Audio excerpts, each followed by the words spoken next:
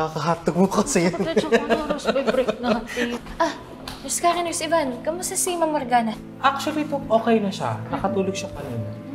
She's okay and alive, Annalyn. Buhay si Tita Morgana. Hindi successful yung binabalak ng Tita Giselle mo. But when I clap back, I'm gonna make sure it's gonna be a success. Sige, tuloy mo. Kung ano man yung binabalak mo o kung ano man yung clapback na sinasabi mo, di gawin mo. Pero hindi na kita bibigyan ng dahilan para saktan pa ako at yung pamilya ko.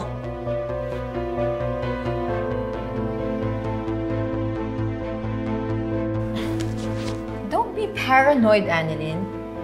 I was just gonna give you a pat on the back. Alam mo na kung gagawin masama sa'yo, no? Enough na sa akin na malaman mo kung ano yung ginawa ng pinakamamahal mong Tita Giselle. So chill. Ano ka ba?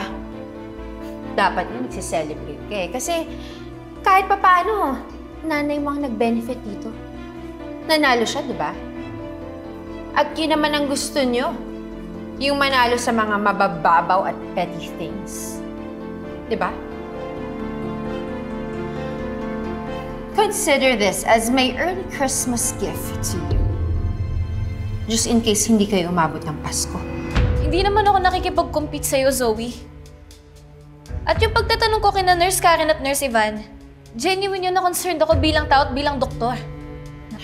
Oh my gosh, Annalyn, huwag mo akong plastikin. Tama na.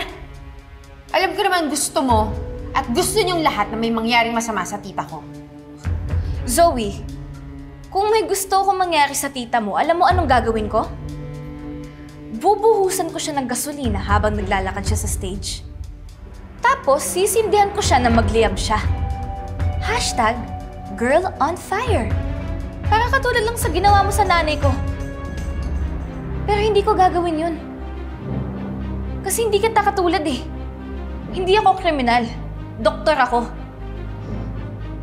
Oo, magkapatid tayo ng dahil kay tatay. Tanyag ka din. Pero alam mo yung pagkakaiba natin? Yung dumadaloy na dugo sa akin, dugo ng nanay ko. Eh yung sa'yo, dugo ng nanay mo na kriminal.